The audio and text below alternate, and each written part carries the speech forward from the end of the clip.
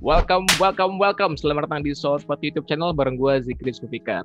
Tampilan sekarang agak berbeda karena gue sekarang lagi ada di Zoom session, yang artinya gue akan mengobrol dengan seseorang. Seseorangnya adalah Mas Ardi Firaldi. Sore Mas Ardi, makasih udah join di Soul Spot YouTube channel. Makasih udah di-invite juga di sini ngobrol-ngobrol ya. Kaku kita ya. Mesin aja ya. Gimana Mas kabarnya? Kabarnya baik ya, masih terus WFH kebanyakan kan. Kita WFH dari bulan Maret, tanggal 15 kalau gua nggak salah ingat ya. Jadi udah hampir setahun juga ya. Berdua yang belum tahu nih, gue bawahannya Mas Ardi lah.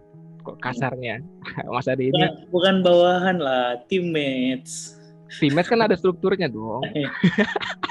Jadi gue mostly report ke Mas Ardi untuk project footwear-nya. Nah Mas Ardi, gue sebenarnya tahu lu itu dari Instagram jauh sebelum gue join Spec.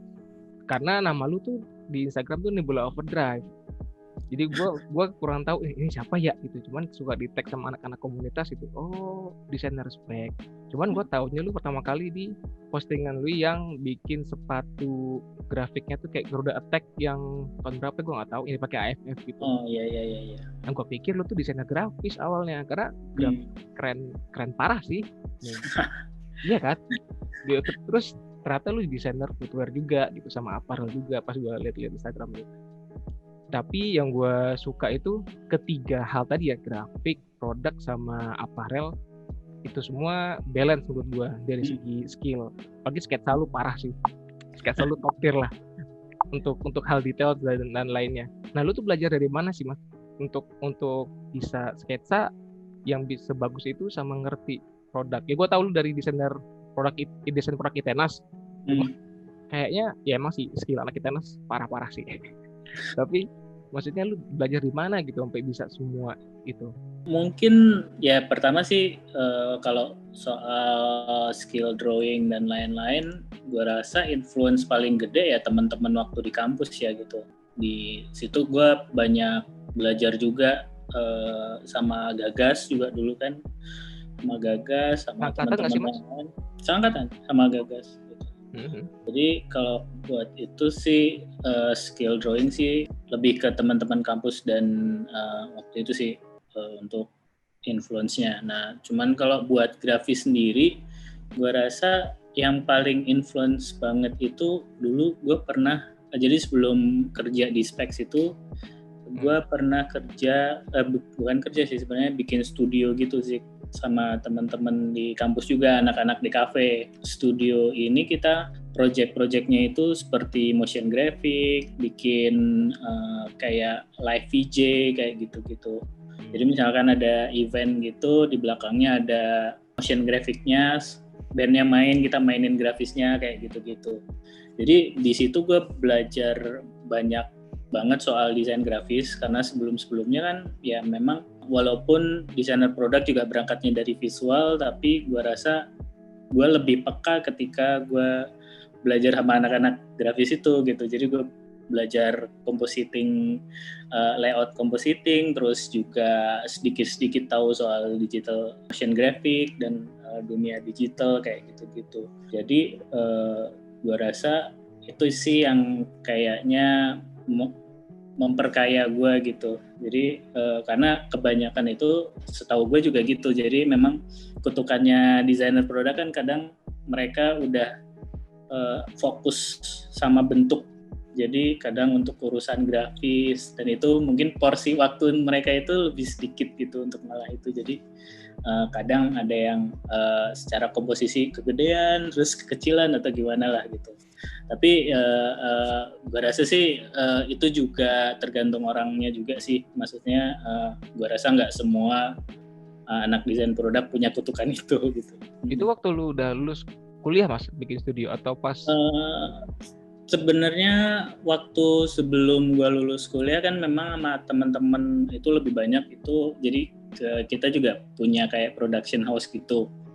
Dulu tuh namanya Articulate. Nah itu anak-anak 2001 sih kebanyakan, dan itu banyak ada anak DKV, anak DP juga gitu. Nah cuman kalau yang project setelah lulus itu gue sama lebih sedikit temennya gitu, jadi kayak lebih fokus ke itu tadi motion graphic, 3D animasi dan lain-lain. Itu gue sama anak 2001 juga namanya si Randy. Nah si Randy ini sekarang masih lanjut dengan motion graphic dan udah perusahaannya lumayan besar sekali, udah sukses banget lah gitu. Namanya Motion House gitu. Lu waktu awal join Specs langsung ke footwear atau di apparel dulu, Mas? Gue dapet info di Spek itu dari Gagas. Sebenarnya. Jadi dia ngasih Gagas lagi di mana? Gagas udah di League kalau nggak salah. Dia Okay. udah di League, terus gue posisi dulu masih di Bandung sama temen gue itu. Terus dia kabarin di Specs lagi coba ada lowongan nih, mau cobain nggak gitu. Tapi buat apparel hardware sih gitu. Gue juga sebenarnya nggak tahu belum tahu begitu tahu lah, maksudnya apparel dan sports equipment ini dunianya kayak gimana. Tapi gue pikir ya gue coba aja dulu gitu kan. Akhirnya gue keterima. Nah pas gue di brief job desk gue itu sebenarnya mostly apparel dan sports equipment fokusnya.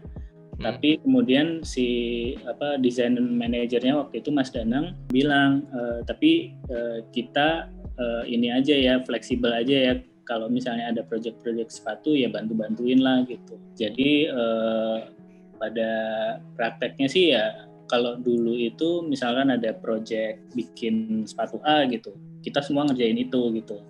Nah nanti dipilih berdasarkan yang best idea lah gitu. Akhirnya dari tahun 2007 pertama kali gue sign sama Specs itu sampai 2010 mungkin ya, 2010 kayaknya itu ya gue ada beberapa project sepatu juga sih. Nah sampai dari 2010 ke atas itu karena kebetulan si apparel hardware sendiri porsinya tambah besar dan gue kebetulan sendiri, akhirnya lambat laun project sepatunya udah gue nggak ikut lagi di project sepatu gitu. Itu tahun berapa sih Mas lu join Specs tuh? 2007 gue Desember. Oh nggak 2001 ya? Internal. 2007. Berarti sempat 3 tahun beda kayaknya. sempat di apparel dulu, terus ada footwear juga. Cuman 2010 mulai lu geser fokus ke apparel karena udah mulai banyak projectnya. Nah waktu lu join Specs itu 2007, berarti Mas Danang itu masih designer ya di sana? Iya. Siapa aja sih Mas? Berapa orang sih scale-nya tim desain di Specs tahun itu? Di 2007 itu desain manajernya ada Mas Danang, terus footwear desainernya sendiri ada 3, Pak Agi, terus Mas Titik sama Ko Budi. Berarti pagi ini sekarang sekarang jadi desain lead di Specs bareng Mas Adi. Ya. Pak Titik udah nggak di Panatret. Dari desain. Kemudian juga dari desain. Lah kecil ya, maksudnya timnya masih sederhana banget. Udah segede sekarang nggak sih untuk scale fokus di footballnya? Sebenarnya kalau scale-nya sih gue rasa udah mirip-mirip sekarang lah ya. Maksudnya kalau waktu gue join juga maksudnya ketika launching kan ya indikasinya ketika launching aja ya customer-nya udah sebanyak itu gitu. Ketika pertama kali gue ikut launching tuh customer-nya udah sebanyak itu, terus memang sudah fokus di football. Mungkin dulu beberapa kalau sekarang kan kuatnya football futsal, dulu tuh memang ada beberapa kayak badminton, terus taekwondo kayak gitu-gitu. Dan running juga sebenarnya ada sih running, tapi nggak spesifik kayak sekarang gitu. Sempat ada taekwondo ya?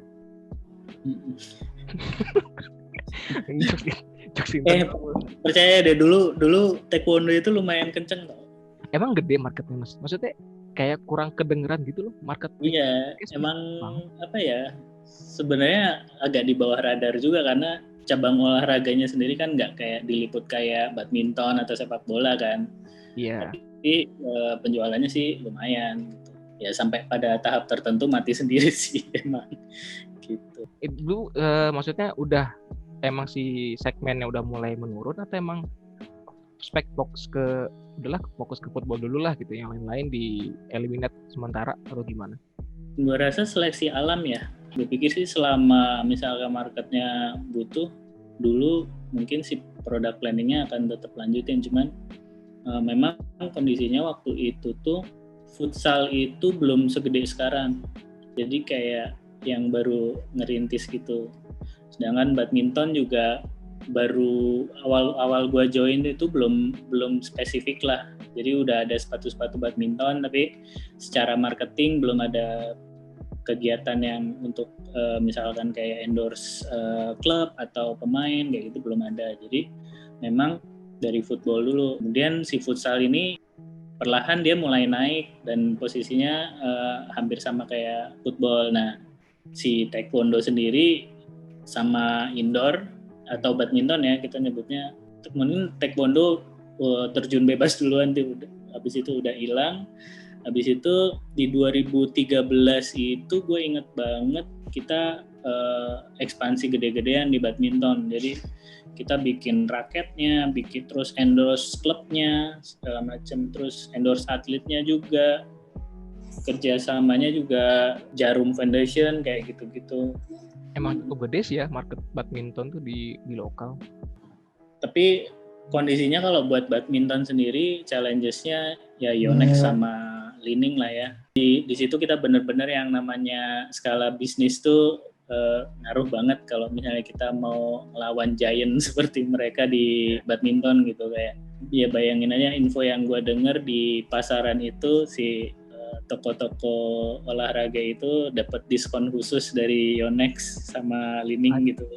Jadi jatuhnya kayak perang harga gitu. Jadi misalnya mereka kasih diskon khusus, terus pembayarannya jangka waktunya diperpanjang ya kayak gitu-gitu. Jadi otomatis brand kecil kayak kita gitu untuk ngelawan mereka tuh sulit banget gitu. Kita nggak bisa dapet potongan kuenya walaupun kecil. Akhirnya project badminton pun pelan-pelan di ini udah mulai nggak ini atlet lagi, klub gitu. Terus ya udah akhirnya sekarang udah nggak ada. Ya, emang sebenarnya mungkin juga jalan yang benar kali ya kalau fokus ke dua hal tadi kayak football sama badminton, mungkin dua-duanya jadi nggak ada yang menuju peak performance-nya juga sih. Jadi ya kayak sih wise decision untuk memilih mana nih mau kita ambil. Sekarang gue mau nanya mengenai project lu yang menang IGDS, Indonesian Good Design 2018 19 ya? 19. Itu masuk Best 3, projectnya Accelerator Illusion 2. Nah, itu lu kolaborasi sama Aam atau Bibi ya, sama-sama gua desainer Respect juga. Nah, lu bisa ceritain nggak ke audiens gua nanti gimana proses lu bisa awalnya ngedesain sampai akhirnya mendaftarkan ke IGDS terus bisa dapat Best 3, itu gimana pengalamannya? Mungkin ceritanya justru di project ini itu di tahun yang sama itu Agi waktu itu desain manajernya bilang sama gue, waktu itu kondisinya Mas Danang udah nggak di product design lagi, terus dia pikir, Agi bilang sama gue, mau nggak cobain bikin project footwear gitu, mulai lagi di footwear gitu, karena dia ngelihat gue juga walaupun dari sekian lama gue nggak ada project footwear di Specs, kan gue tetap ya bikin sketsa terus gue upload di Instagram kan. Jadi dia ngelihat kayak gue interest banget sama footwear kayak gitu-gitu, terus akhirnya dia invite gue untuk coba itu ngerjain project itu. Akhirnya disitulah gue gue coba sketsa gitu sama yang lainnya juga gitu. Setelah bikin sketsa seperti biasa kan kita discuss gitu mana ide, dan kebetulan ide gue yang kepilih gitu. Sebenarnya sih waktu itu gue ngelihatnya concern pertama kali gue itu di top end sepatu sepak bola kita itu mostly itu semua bergrafis gitu, Zik. Itu concern gue gitu, maksudnya masa sih gitu harus apakah emang market segitunya sama grafis gitu. Ya biasanya emang sepatu bola tuh ya satu piece aja terus ditaruh grafis aja gitu, main-main gitu. Dan memang di lower end market itu memang agak itu yang atraktif lah ya, karena nggak semua bisa langsung mencerna quality itu tanpa misalkan kayak kalau misalnya ada sepatu polos tuh mungkin dibilangnya wah ini sepatu ini banget, cupu banget atau gimana gitu. Dari situ gue concern kan, makanya gue mulai dig up lagi sebenarnya konsep sebenarnya tuh apa sih gitu. Jadi initial konsep yang gue offer sama yang terrealisasi itu sebenarnya jauh beda sih. Jadi ketika gue kepilih projectnya, habis itu gue bongkar-bongkar lagi kan gitu. Kenapa sih project gue kepilih gitu? Gue desain lagi, matengin berapa stage, banyak banget revisi dan melelahkan banget. Terus ternyata gue waktu itu kan idenya cuman simple, gue pengen ada sepatu sepak bola yang benar-benar speed boots gitu, clean looking, finishingnya slick. Inspirasinya sih sebenarnya dari quotes ya, lo mau secepat apapun tapi kalau lo nggak bisa bikin goal itu kan sia-sia juga. Jadi finishing touch itu perlu gitu. Jadi esensinya sih seperti itu. Jadi akhirnya gue bikin kayak semacam desain embossan yang menonjol sedikit itu buat storytellingnya sih sebenarnya buat finishing touch gitu. Sebenarnya gue mikirnya waktu itu wah simple lah ya, embossan gitu. Gue pikir mungkin bukan hal yang aneh gitu atau awam gitu kan, mungkin banyak desain yang sepatu pakai motif embossan. Cuman yang bikin kompleks waktu itu adalah kita konstruksinya mau pakai knitting sama no-sew gitu. Jadi otomatis di situ back and forth sama development di pihak factory kan untuk bikin moldnya gitu. Terus ya gue rasa peran dari development di factory saya juga kunci banget ya buat realisasinya project itu gitu. Jadi balik yang tadi masalah apa ya, kerumitan terbesar di proyeknya kan konstruksi. Berarti emang biasanya kalau mold emboss itu kan di sintetik atau di leather yang emang material. Tapi pas sekarang proyeknya knit, kemana fabric ditimpa no-sew yang tipis, nah itu kan jadi problem baru. Iya. Karena waktu itu tuh ada tuntutan sepatunya harus ringan juga kan, speed boots itu identik sama ringan. Makanya kita pendekatannya lebih ke knitting sama no-sew. Gitu. Karena Accelerator juga yang dikenal sama marketnya Specs itu sepatu speed. Iya, konsep speednya tetap dibawa, plus ada si finishing touch yang itu tambahan dari Mas Ardi karena itu key dari story-nya. Untuk di outsole-nya sendiri sih jadi Aam udah mulai duluan tuh dulu. Jadi sebelum project upper-nya kita mulai, kebetulan Aam udah ada beberapa project ke belakang yang ngedesain sole plate-nya gitu. Jadi dulu itu eranya Simic. Jadi Simic waktu itu kolaborasi sama Marco Simic kan, kita bikin sole plate develop based on dia tuh gitu. Pengukuran dia, terus taste-nya dia, needs-nya dia gitu. Dari situ ada project footwear juga si Simic juga, kita bikinin sepatu juga. Tapi gue agak-agak lupa juga akhirnya sepatunya jadi masuk market apa enggak. Tapi titik awalnya sole plate yang mungkin kita sebutin PRM 74 itu ya itu dari situ sih. Once si sole plate-nya udah matang, kemudian desain uppernya jadi, akhirnya kolaborasi gue sama Aam di situ sih. Berarti emang si projectnya tuh toolingnya Aam, uppernya lu berarti ya. Terus ya betul. Akhirnya di combine jadi satu produk dan didaftarin ke IGDS. Jadi best 3. Alhamdulillah. Sebenarnya itu juga kita kaget setengah mati gitu. Jadi dari dulu tuh persepsi kita sama IGDS kan soal kria, terus UMKM kayak gitu kan. Sorry Mas, azan. Bentar. Berarti tadi lanjutin project lu bareng AA masuk IGDS. Yang mana toolingnya itu dulu sebenarnya buat projectnya Simic waktu itu. Iya. Terus akhirnya pas masuk IGDS, best 3 selama di IGDS itu lu present nggak sih Mas? Atau prosesnya kayak gimana sih? Waktu di IGDS itu pertama kali kan ya kita isi di formnya kan untuk kepesertaan di IGDS-nya kita isi, terus di situ ada semacam format-format yang harus dipenuhi kayak format presentasi, terus foto produk, terus penjelasan konsep dan lain-lain. Kita masukin semua lah proses-prosesnya yang kira-kira bisa dimengerti sama jurinya gitu kan. Setelah itu kita dikasih tahu tuh kita masuk Best 20. Itu kita udah seneng lah, lumayan gitu, maksudnya nggak nyangka nih gitu sepatu bisa masuk gitu kan.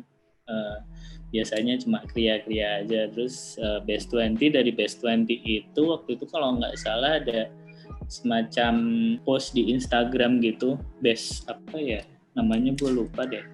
Yang voting based on voting ya? di IG gitu, dari 20 itu. Nah, habis itu nggak dikasih tahu tuh siapa yang menang. Nah, sampai suatu hari datang surat lah gitu, kita masuk Best 3 gitu. Berarti nggak ada sesi present ke depan juri gitu dong?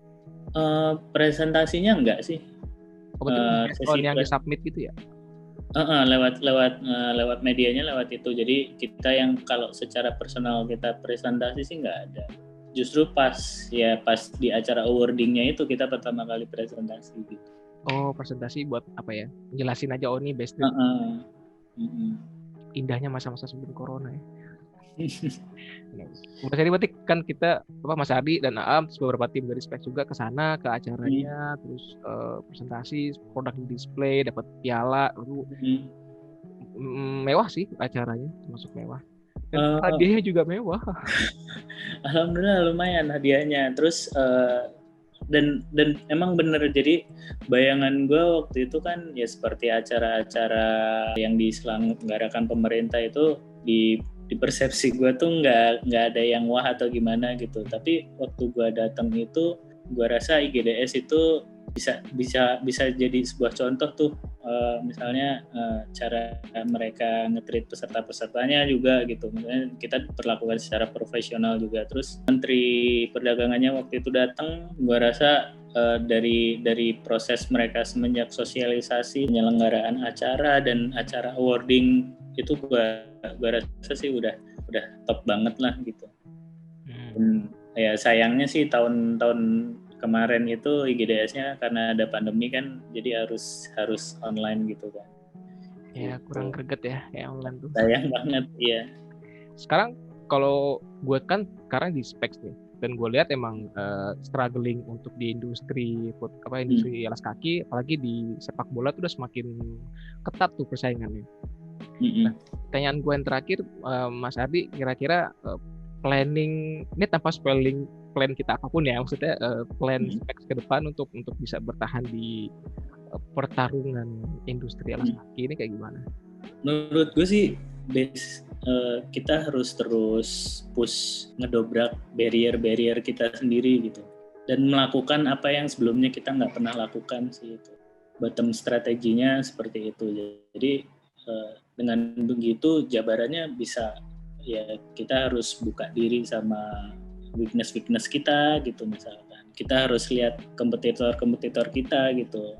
Dan gue waktu gue mulai join di role sebagai product line management itu, yang gue lihat adalah jumlah SKU-nya Specs itu sekian banyak, dan yang jadi pertanyaan gue itu apakah SKU yang banyak itu efektif di market gitu. Maksudnya pastinya kan kita akrab dengan istilah kanibalisme di produk ini kanibal sama yang ini. Nah, gue rasa itu bisa kita work out gitu. Maksudnya kita harusnya bisa studi di price point segini, kita harus provide seperti apa gitu, dan mungkin kita nggak harus mengulang strategi yang sama gitu. Gue merasa sebelumnya tuh banyak duplikasinya gitu, jadi cuman kayak kita bikin varian aja gitu, dan nggak secara strategis itu gue rasa masih bisa ya. Kenapa nggak desain A aja yang dibikin, kenapa kita mesti bikin A, B, C gitu? Karena yang gue pelajarin juga, jadi membuat sebuah produk adalah satu hal, tapi hal lain adalah ketika kita harus nge-push itu ke market gitu kan. Dan ketika kita punya banyak banget SKU, ya bayangin ada beberapa sepatu juga ya dibiarkan gitu lah, kayak jualan aja udah gitu kan, nggak ada activity marketing, nggak ada storytelling dan lain-lain gitu. Kemudian juga yang kedua juga marketnya sendiri berubah gitu.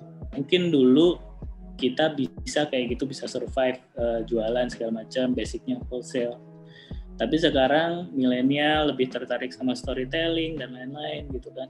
Otomatis ya itu, ya kita harus mulai bercerita nih, gitu, harus mulai ngegali apa yang kita punya, apa yang kita bikin, visi-visi kita gitu. Dan gue rasa untuk ngebangun storytelling itu gampang-gampang susah, dalam artian ya bisa aja sih storytelling juga ambil dari brand global, tapi gue rasa esensinya sekarang milenial juga udah pinter ya gitu, maksudnya ini brand gitu punya jati diri apa enggak, yang seperti itu. Jadi hal-hal seperti itu tuh mereka bisa relate banget, dan mereka tuh ngelihat brand tuh nggak cuman kayak brand gitu, nggak cuman kayak perusahaan, tapi kayak orang juga sebenarnya gitu. Jadi kalau misalnya brandnya agak sombong atau gimana gitu, atau pendekatannya salah sedikit di komen gitu, jadi bahan inian di sosial media dan kayak gitu. Dan kemudian kalau tadi soal competition sendiri, ya seperti kita tahu kan, sepak bola itu sebelumnya itu Specs memang memang market leader gitu, dan nggak ada pesaingnya. Tapi sekarang kondisinya juga berbeda, ada Ortus Edge, Kalsi dan lain-lain udah mulai gerak juga kan.